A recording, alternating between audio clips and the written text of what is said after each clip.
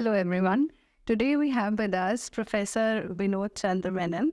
He is the founder member of the National Disaster Management Authority, NDMA, with over 37 years of experience in several multidisciplinary public policy areas, disaster management, risk reduction, climate change, and many more. He is currently the advisory board member of many esteemed institutions also. We are very glad to have you here, and we warmly welcome you here at UCOST. Thank you very much. Thank you. So, sir, I'll begin with the questions now. To start with, I would like to ask you that what inspired you or motivated you to leave your job at UN, which is such a esteemed institution, and join us here and begin the whole set a foundation for NDMA? Right. Actually, this is actually a very difficult choice in terms of a decision to be made when I was actually given the opportunity to become one of the founder members of the National Disaster Management Authority in Government of India. And India is one of the most largely populated country in the world with 1.4 billion people. And India is also a practical laboratory for all kinds of disasters. You have earthquakes, you have floods, you have landslides, you have fire. And you also have many disasters which happen, including chemical disasters, road accidents, and people drowning, and even in rivers. And you have different types of accidents, including rail accidents and air accidents and all that. So in the United Nations, working in emergency preparedness and response, I was actually able to respond to several disasters, including floods in the Northeast and also earthquakes. And after the earthquake in 2001 in Gujarat, I was also responding to the earthquake response. And 2004 Indian Ocean tsunami was one of the mega disasters which India faced. And that was also an opportunity where I was able to work with the state governments in Kerala and Tamil Nadu, Andhra Pradesh and Pondicherry, and also Andaman and Nicobar. When the decision of working with the government of India came, when I was actually nominated by the Prime Minister, Dr. Manmohan Singh, to be one of the founder members of the National Disaster Management Authority, I thought that this is actually an opportunity for a lifetime to work in the apex body which is being set up, which is going to be presided by the Prime Minister himself.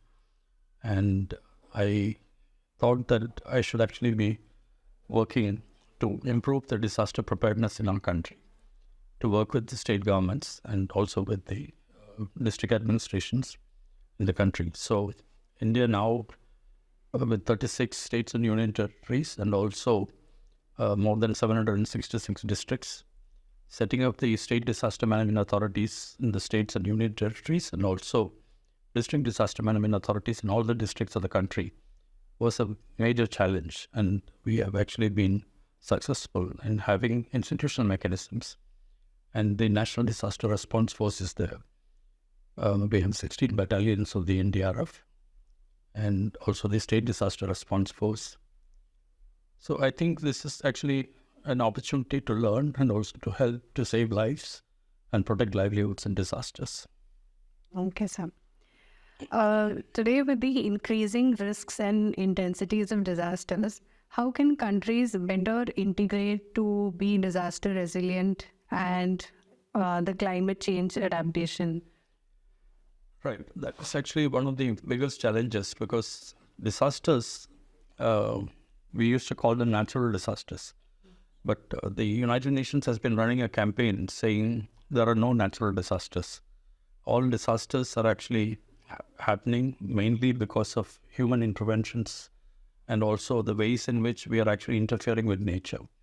So these are all mostly anthropogenic.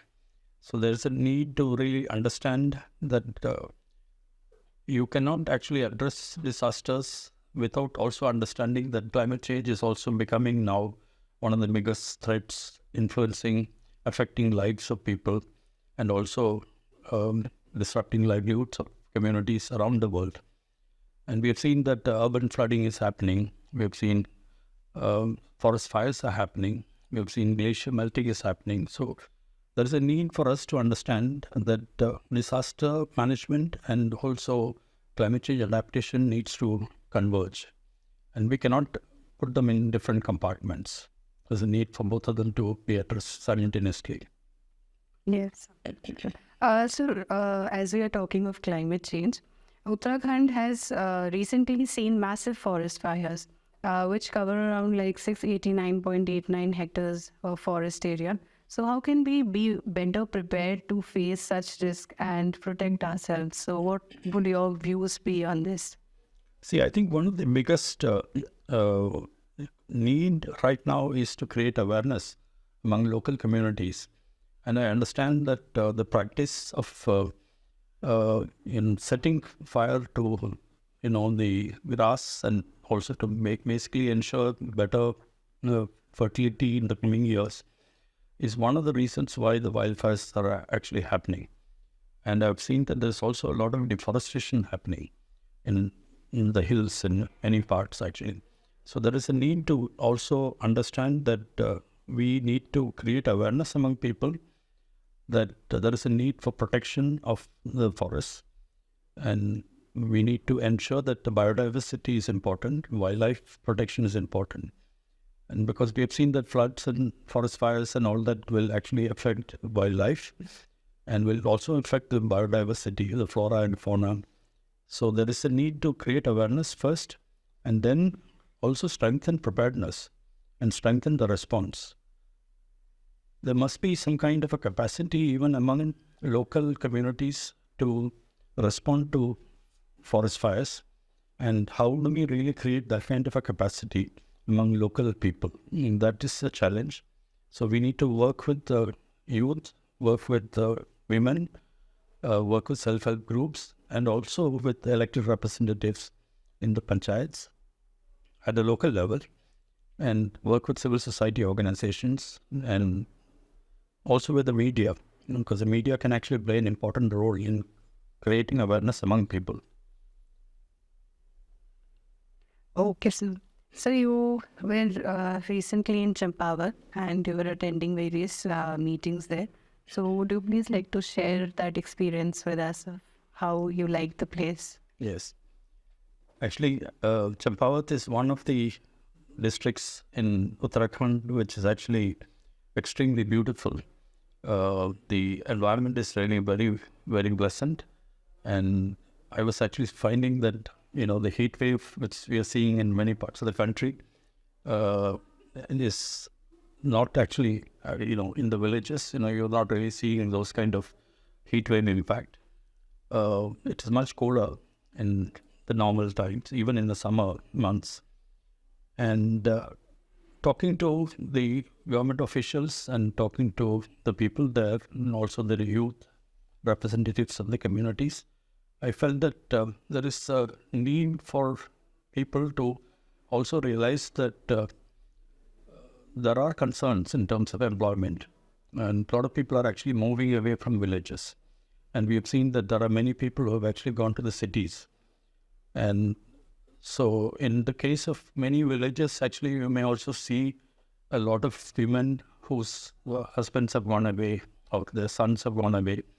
So you find elderly people and also women in the villages who need to also have some kind of an income for, also ensuring that their livelihoods are also supported.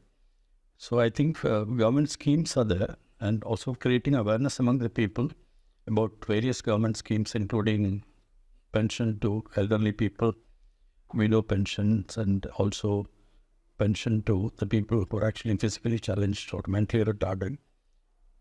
These are also important. And there's also a need for creating opportunities for employment for these people, especially in the youth. I was very happy to see a community library, People's Library, which is actually also helping young students from colleges to also prepare for competitive examinations. So these are very impressive in terms of seeing that. And I also had an opportunity to see one of the rural business incubators, RBIs, and actually saw that the local entrepreneurs, how do we really encourage them to come forward with the startup firms? There is a need to also see that.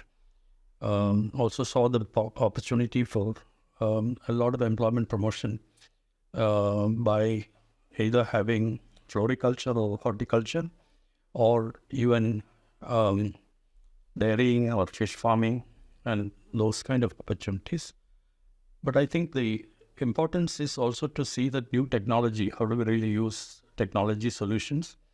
Because for the products from horticulture or floriculture, you will need warehousing. You will need also refrigerated warehousing, so that, vegetables and fruits do not get perished because of the heat and exposure.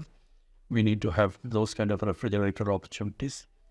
And also importance to ensure that quality assurance is there for the products. And packaging is important. Making sure that you use good quality inputs are important. Because if you are using food products, food processing and food products, like whether it is a sauce or pickles, or you will need to make sure that the oils which are used are very good quality, and that they are able to be preserved without actually having fungus and other things. So these are also important. Okay, sir. So we can conclude that it was a very fruitful visit. Yeah, it was a very useful visit. Yes. So could you suggest that what can be the disaster management efforts for a sustainable and resilient infrastructure in the Himalayan states like Uttarakhand and Himachal Pradesh? So what is something that we can put in efforts for?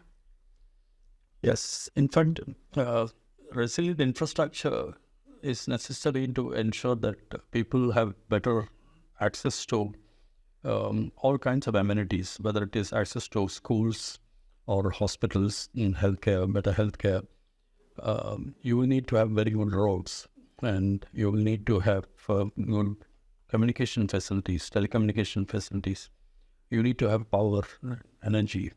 So these are important. So transport, energy, water, and also access to amenities, it's very, very important. And in terms of ensuring that this kind of resilient infrastructure is available, this is also a responsibility of the communities to ensure that this is actually protected and not actually misutilized. We find a lot of power being tapped, by people without actually using the right kind of approaches. So you find also gas pipes. You have people trying to also take gas pipes and things like that. So this is also something which we have to, the public accountability is very important, and resilient infrastructure has to be everybody's responsibility, including the administrators and also the general public. Well, so lastly, because we also have children and teenagers as our viewers, so if somebody wants to pursue a career into this field of disaster management and resilience risk reduction, so what would your advice be to them?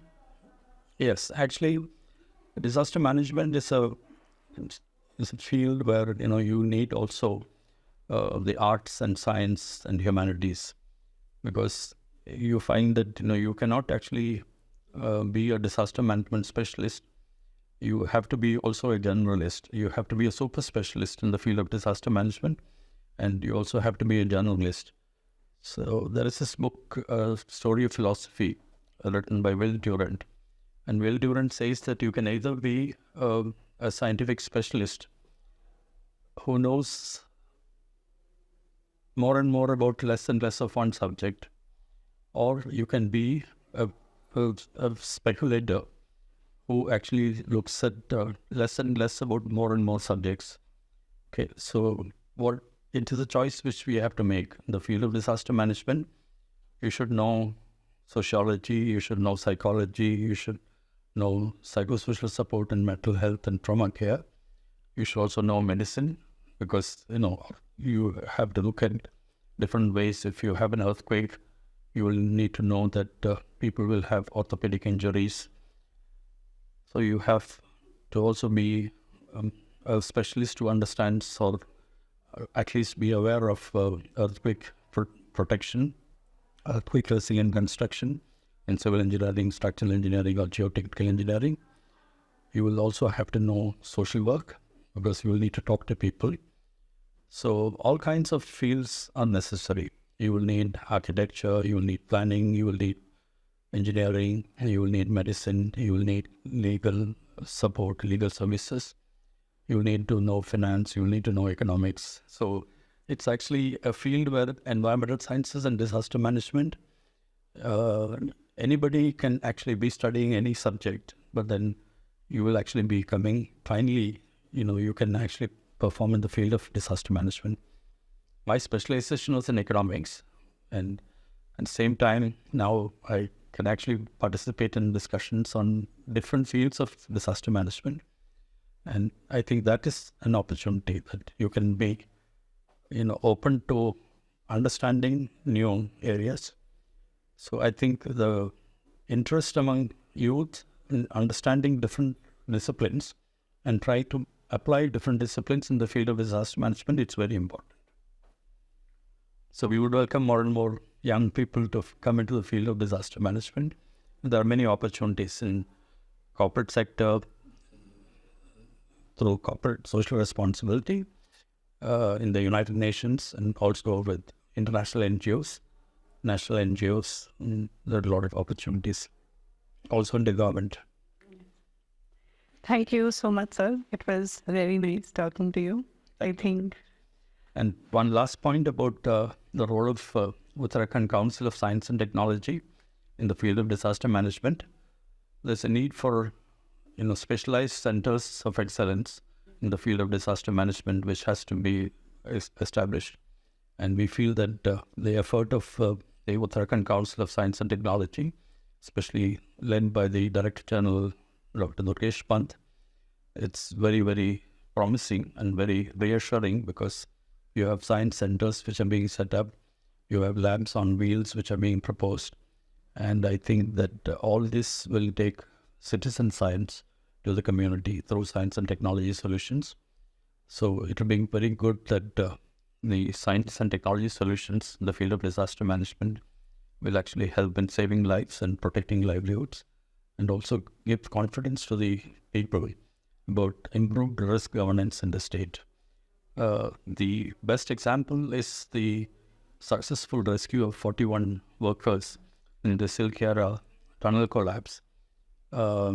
After 17 days of a lot of tension, a lot of stress and anxiety, the way in which it was coordinated and led by the Honorable Chief Minister of Uttarakhand, Mr. Pushkar Thakur, I think it is very good that we have that kind of a motivation, a spirit and leadership in the state, which will actually help to improve the situation in the field of disaster management. Thank you.